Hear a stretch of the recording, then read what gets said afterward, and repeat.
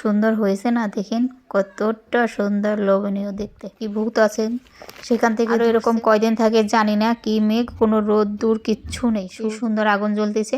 আসলে মাটির চুলার রান্নার স্বাদটাই অন্যরকম, তাই না? দেখেন ওঠার আগেই সব শিখে গেছি। যাই হোক, ধনিয়া পাতা কয়েকটা লাল শাকের ভিতর আছে, তাতে পানি দিই। আজকে দেখেন অন্ধকার, চারোদিকটা অন্ধকার, কুয়াশা। হাজব্যান্ড বিদেশ চলে যাবার, এগুলো নিজ হাতে নিজের করতে হবে। কোনোদিনই ভাবিনি ফুফাতো ভাইয়ের সাথে বিয়ে হয়েই জীবনটা আমার তেজপাতা বানাই দিয়েছে।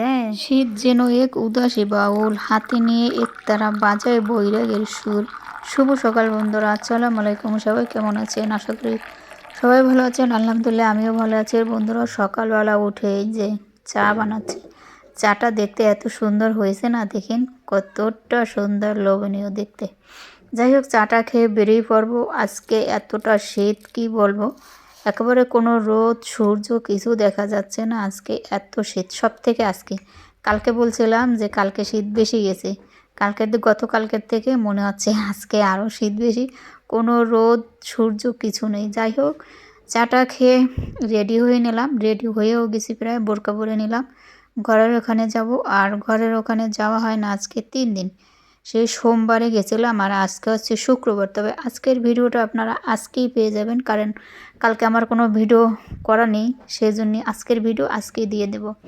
তো বন্ধুরা, যে রেডি হয়ে নিলাম। আজকে এত শীতের জন্য এই বোরকা পরলাম, আর হচ্ছে এই হিজাবটা পরলাম। এই হিজাবটা পরলে কি হয়, শীতটা কম লাগে। মোটা তো, কাপড়টা অনেক মোটা, আর একেবারে হাতটা সব ঢাকা থাকে, তো শীতটা অনেক কম লাগে। যাই হোক, রান্না দেবো, বেরোই পড়বো। সবাই সাথে থাকেন, দেখতে থাকেন আমার ব্লগটি, ডেইলি লাইফস্টাইল ব্লগ ভিডিও দেখতে থাকেন। দেখতে দেখতে যদি ভালো লেগে যায় অবশ্যই একটা লাইক দিয়ে দেবেন। যারা নতুন বন্ধুরা আসবেন, যদি ভালো লাগে আমার ভিডিওটি দেখে চ্যানেলটি সাবস্ক্রাইব করে আমার সাথে থাকবেন।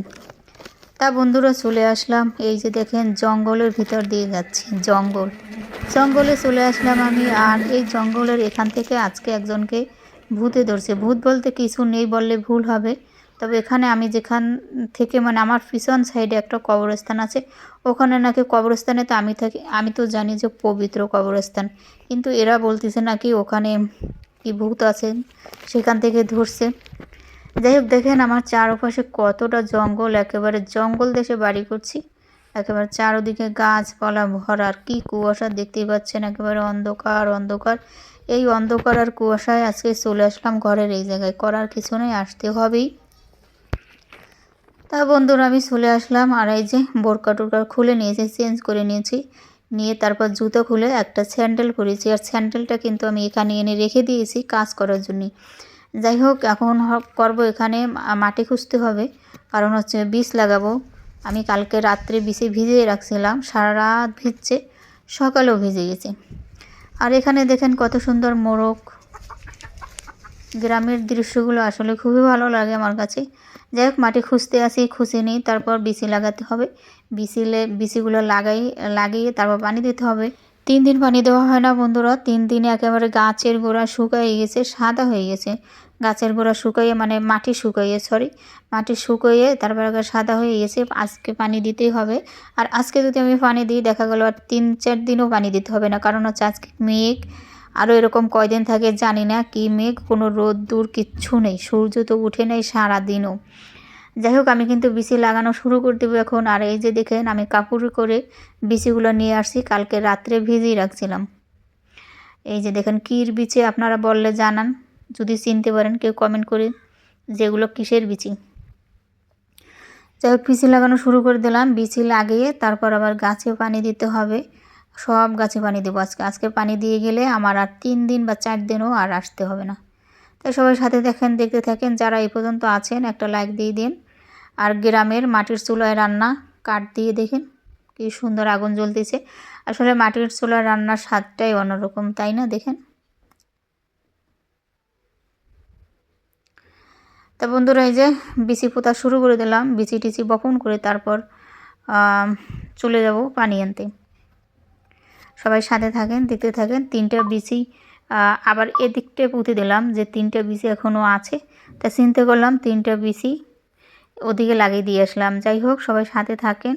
যারা এই পর্যন্ত আছেন, আবারও বলতেছি একটা লাইক দিয়ে দিন। যারা নতুন বন্ধুরা আমার আসছেন, যদি আমার ভিডিও দেখে একটু ভালো লেগে থাকে চ্যানেলটি সাবস্ক্রাইব করে সাথে থাকবেন।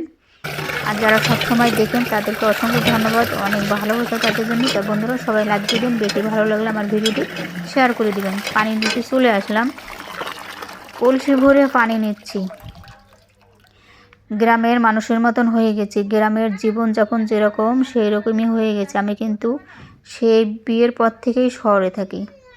যাই হোক, গ্রামে থেকেও কখনো এরকম পানি নিয়ে আসা কাজ কিছু করিনি, কিন্তু এখানে এই যে ঘর করতে এসে সব কিছু শিখে গেছি, ঘরে ওঠার আগেই সব শিখে গেছি। যাই হোক, আর সবজি লাগিয়েছি, এটা একটা মানে ভালো লাগা কাজ করে। এটা দিয়ে কিছু হবে না, কারণ হচ্ছে আমি যে আসা যাওয়ার গাড়ি ভাড়াটা এর থেকে ডাবল যাবে, ঠিক আছে।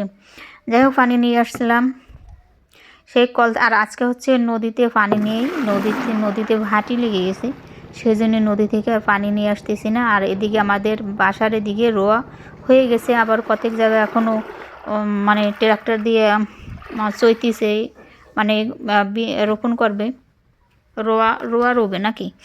যাই হোক, অতটা বলতে পারি না আমি। তা বন্ধুরা থাকতে থাকেন, দেখতে থাকেন।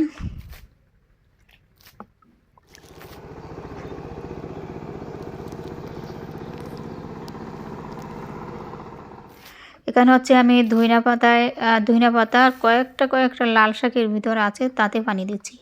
ওখানে পানি দেওয়া শেষ, তারপর হচ্ছে পালং শাক, লাল শাক, ওইগুলোই পানি দেওয়া হয়ে গেছে আমার, সেটা দেখেনি। এখন চলে আসছি লাউ গাছে পানি দিতে। আমি সেদিন সার দিয়ে গেছিলাম গাছে, ভাবছিলাম যে 3 দিন আসি না, সার দিয়ে গেছিলাম সেদিন দুপুরবেলা 12টার দিকে। সার দিয়ে রোদ্দুরের ভিতর আমি পানি দিয়েছিলাম, ভাবছিলাম যে আমার গাছগুলো মনে হয় সব মরে গেছে, কিন্তু আলহামদুলিল্লাহ এসে দেখি খুবই ভালো আছে, কিচ্ছু হয়নি গাছের।